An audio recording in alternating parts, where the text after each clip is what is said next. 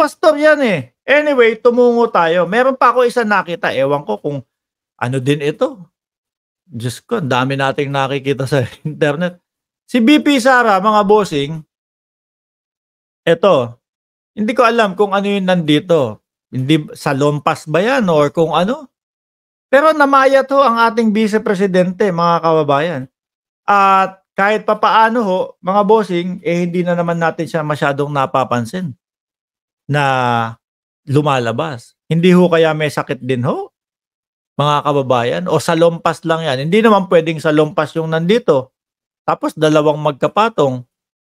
Hindi ho kaya naoperahan ang ating Vice Presidente? Madam, lalo na't birthday nyo ho. No? Magpagaling ho po kayo. Magpagaling po kayo. No? Hangad po namin ang mabilis ninyong pagpapagaling, madam. Oh. Chikinini yan, sa leeg ni Sara. Kaya tinakpan. Oh. Ano yan? Puro karmar na rin sila. Ewan ko, mukhang may sakit ho ang ating Vice Presidente, mga bossing. Chiki NN. Chikinini, sabi ni Reverse. Alam niyo po, itong Team MR, mga bossing, ang dami hong nakahalungkat ho eh. No, tayo naman po bilang nagre-reaction doon sa mga nakikita at pinapakita at nakukuha doon sa internet, mga bossing, re-reactionan lang ho natin. Di ho ba? Oh.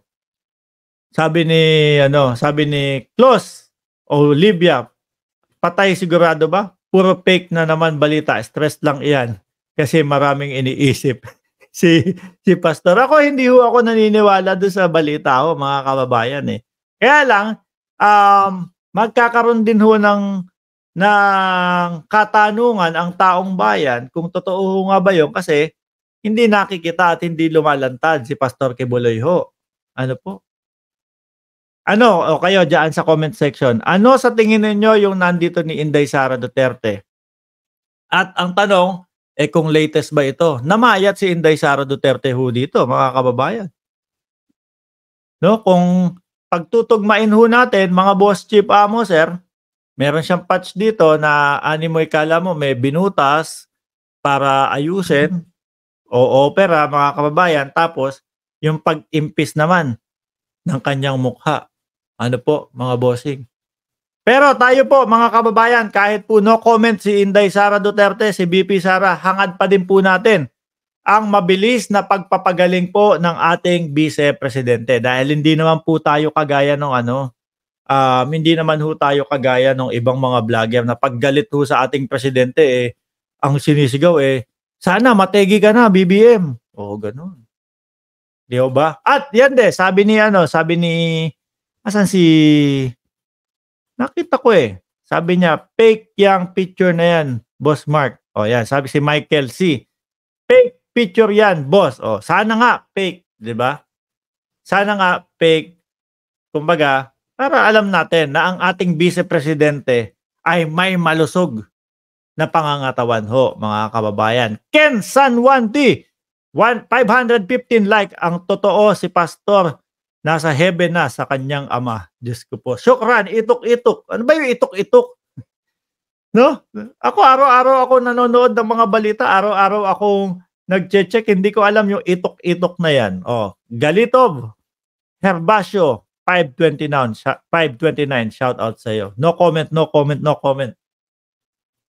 Anyway, mga bossing, iiwanan ko na po sa inyo yan. No? Kayo na po ang humisga kung peke yan, kung ang ating Vice Presidente may dinaramdam ho, or hindi naman pwedeng salompas lang yan, tapos magkapatong yung salompas, di ba mga kababayan?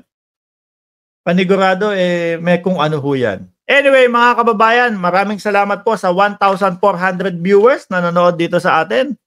Ano po, ako ang judgment ko doon sa kumakalat o pinapakalat doon sa TikTok, no, yung ginawang content na yon, ako po naniniwala na wala pong katotohanan yun. Kaya kayong mga nandyan sa part ni Kibuloy, nandyan sa side ni Kibuloy, kayo na ang bahala kung gusto nyong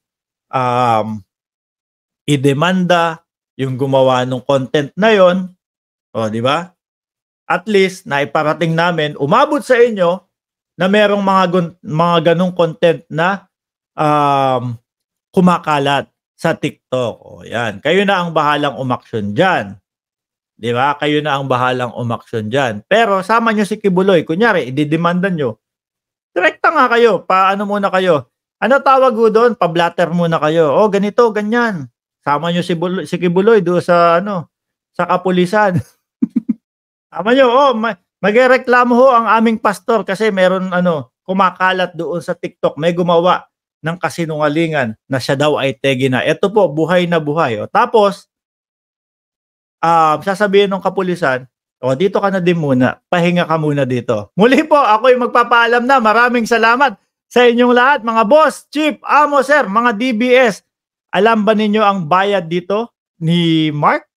Mga DBS, alam ba ninyo ang bayad dito ni Mark? Eh, kapagka babayaran niya ako, may CI ba kayong ganyan? Oh, eto nasa magkano, siguro mga 300,000 ito. Eh, kung mabibigyan ako, mabayaran ako ng CI ng Cayman Island dollar. O, 'di ba? Eh, 'pag Philippine peso hindi ko magagamit dito 'yan. Muli po, maraming salamat and God bless po. Ay Chang, shoutout sa'yo.